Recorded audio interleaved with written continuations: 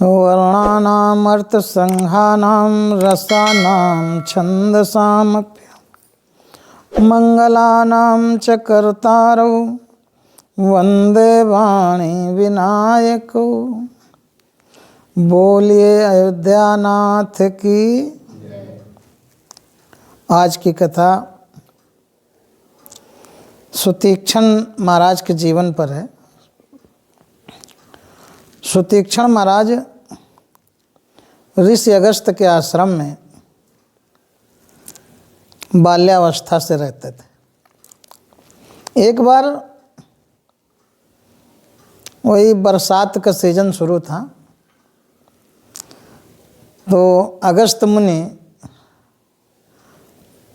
उस बाल रूप जो सुतीक्षण महाराज थे, तो उनसे बोले कि हम आश्रम के बाहर जा रहे हैं, दोपहर तक लौट आएंगे, तब तक तो आश्रम की रखवाली करते रहना, कोई आए तो उसे जाने न देना। सुतीक्षण महाराज ने कहा ठीक है जाओ, लेकिन बालमन बड़ा चंचल होता है।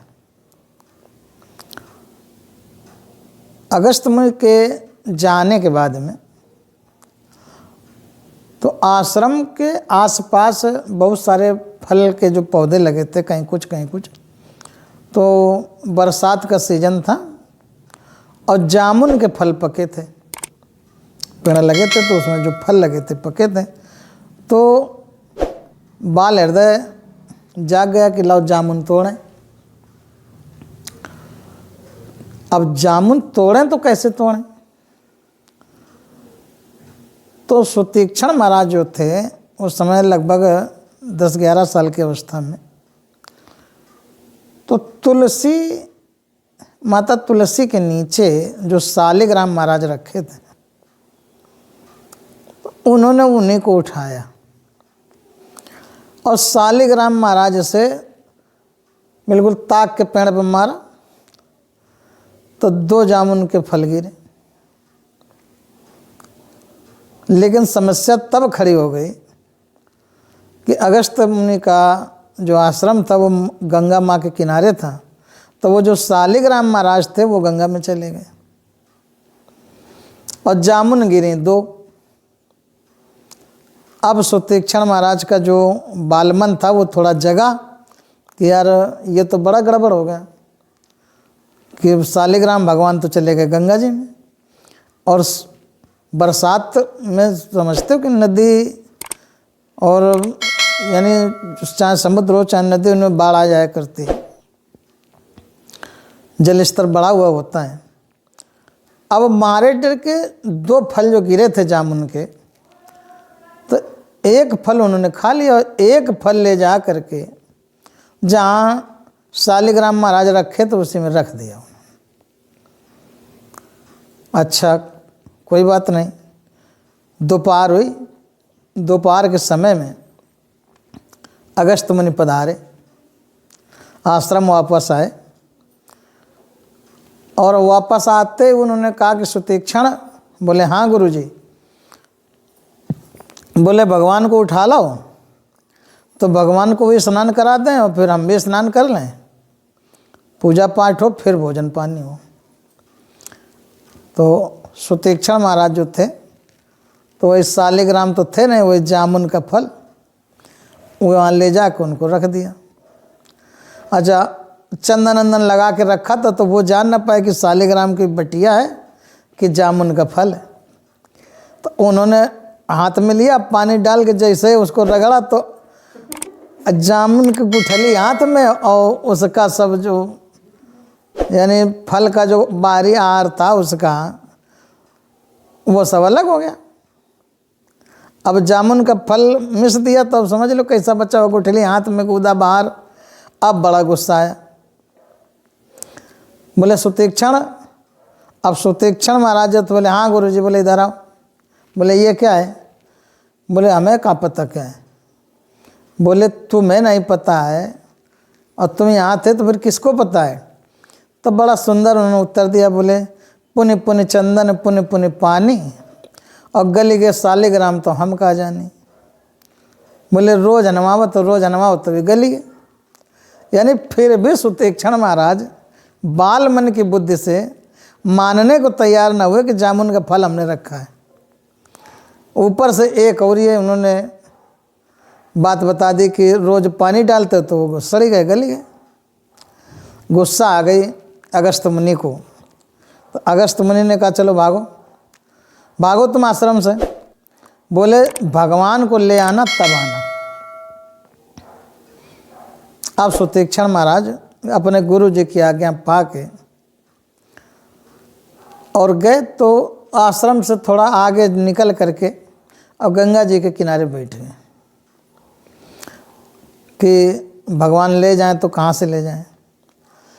अब बालमन जैसे ध्रुव जी का मन था कि हम भगवान की गोदी में खेलेंगे, तो सुतीक्षण महाराज के मन में केवल एक बात कि भगवान को गुरु जी के यहाँ ले जाना है, भगवान को गुरु जी के यहाँ ले जाना है। और इस जिद में कहो या यूँ कहो कि एक संस्कृत का शब्द होता है किम कर्तव्य विमूढ़म, कि क्या करें क्या न करें, इसी उधेड़ बुन में लगे लगे कब उनको यानी ध्यानस्थ हो गए भगवान के नाम पे, वो खुद न जान पाए। और ये क्रिया बहुत लंबी हो गई। बचपन में भगवान का ध्यान लगाने वाले सुतीक्षण महाराज वृद्ध हो गए, उसी ध्यानावस्था में वो बैठे रहे। एक जगह एक बड़ी सुंदर चौपाई आती है कि जब जब राम मनुज तनु धरहि, और भगत हे तु लीला बहु करहि। ये काकभूषुंड ने कहा है। और एक चौपाई और आती है बड़ी सुंदर कि राम चरित के है तु अनेका, और परम विचित्र एक ते का। भगवान राम का जन्म जो होता है, तो जन्म लेने का जो कारण होता है उसमें अनेक कारण होते हैं। एक कारण ये भी कि सुतीक्षण महाराज अपने गुरु की आज्ञा को पा करके कि भगवान ले करके आना तभी आश्रम में आना, वरना आना नहीं। तो गंगा के किनारे बैठे बैठे बाल्यावस्था से वृद्धावस्था आ गई, ध्यान उन्हीं में लगा। अब धीरे धीरे भगवान राम का इधर जन्म हुआ, भगवान की शादी हुई, और भगवान को जब वनवास हुआ, तो जब भगवान को वनवास हुआ तो ऋषि सरभंग के आश्रम से होने के बाद में और सुतीक्षण मुनि के सामने भगवान जाके खड़े हो गए। अब सुतीक्षण महाराज कितना ध्यान में होंगे, इस बात से कल्पना कर सकते हो कि भगवान उनको जगाते रहे तो जागते नहीं थे, इतना ज़्यादा उनके ध्यान में वो ध्यानास्थ थे। तो भगवान ने उनको देखा, और जब हिलाने से जगाने से नहीं जागे वो, तो भगवान ने देखा कि उनके हृदय में क्या है। तो भगवान ने जब ध्यान धर के देखा, अजब गजब भगवान का स्वरूप उनके हृदय में विराजमान पूरी तरीके से, और सुतीक्षण महाराज उन्हीं में मगन। तो भगवान की लीला बड़ी विचित्र। तो उन्होंने बड़ा कौतुक किया। वो जो स्वरूप उनके हृदय में विराजमान था, उस स्वरूप को उन्होंने खींच लिया। तो जैसे कोई मणिधारी सांप हो और उसकी मणि कोई छीन ले, तो क्या उसकी स्थिति होगी? इधर उधर भागेगा, खोजेगा उसको, कहाँ चला गया। या जैसे कस्तूरी हिरण के होती है, वो कस्तूरी गायब हो जाए, कोई खींच ले, हिरण की क्या स्थिति होगी। वही हाल सुतीक्षण मुनि का कि उन्होंने स्वरूप अपना खींच लिया, और जैसे ही स्वरूप खींचा तो एकदम से बेचैन हुए मन में, वो आँखें उन्होंने खोल दें। तो आँखें जब खोलें तो सामने खड़े वो जिनका स्वरूप उनके हृदय में था।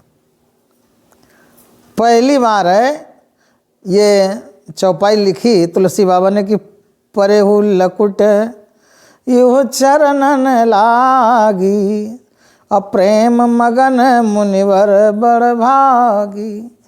ये चौपाई हमने इसलिए कही कि ये चीज़ आज समाज में कोई भले ना स्वीकार करे, लेकिन ये प्रमाणित है यहाँ पर कि किसी ब्राह्मण ने किसी क्षत्रिय के पैर छुए, परे वो लकुट यो चरणन लागे, बिल्कुल दंडाकार लाठी के तरीके से उनके पैरों में लेट गए। वो भगवान ने उठाया, हृदय से लगाया, तो कुछ मुंह से नहीं निकला। सुतीक्षण महाराज के कुछ मुंह से नहीं निकला, केवल इतना सा शब्द निकला कि चलो गुरु जी के पास। आप समझिए जरा, गुरु शिष्य की परंपरा में कितना बड़ा लगाव होना चाहिए। जीवन भर का जो त्यागी जीवन था, उनका जीवन भर का जो तप था, वो भूल गए वो, और उनको उतनी सी बात याद थी जो गुरु जी ने कहा था कि आश्रम तब आना जब भगवान को लेके आना। तो सुतीक्षण महाराज ने कहा कि चलो गुरु जी के पास चलो। अब गुरु जी के पास लेके भगवान को गए, तो अगस्त्य मुनि आश्रम में थे वहीं पर। तो अगस्त्य मुनि के नेत्रों से आंसू बहने लगे। सुतीक्षण से बोले कि हमने ईश्वर इस तरीके से नहीं मांगे थे, हम तो गुस्सा में आवेश में आके वो शालिग्राम की बटिया लाने को कहा था कि जब भगवान को ले आना तो आना, लेकिन तुमने हृदय में क्या धारण किया और क्या सोच के गए कि हमारा देह क्या था और तुम्हारा देह क्या था। हमने शालिग्राम की बटिया मांगी थी और आप बिल्कुल सशरीर साकार रूप में भगवान को लेकर आश्रम में आ गए। तो बहुत सारे लोग क्या करते हैं हमारे आपके समाज में कि गुरु गुड़ और चेला शक्कर, इस तरीके का जीवन सुतीक्षण महाराज का था, जो अपने गुरु की आज्ञा पा करके और पत्थर के शालिग्राम न ले जा करके सदैव भगवान को लेके पहुंच गए। बोलिए सच्चिदानंद भगवान की।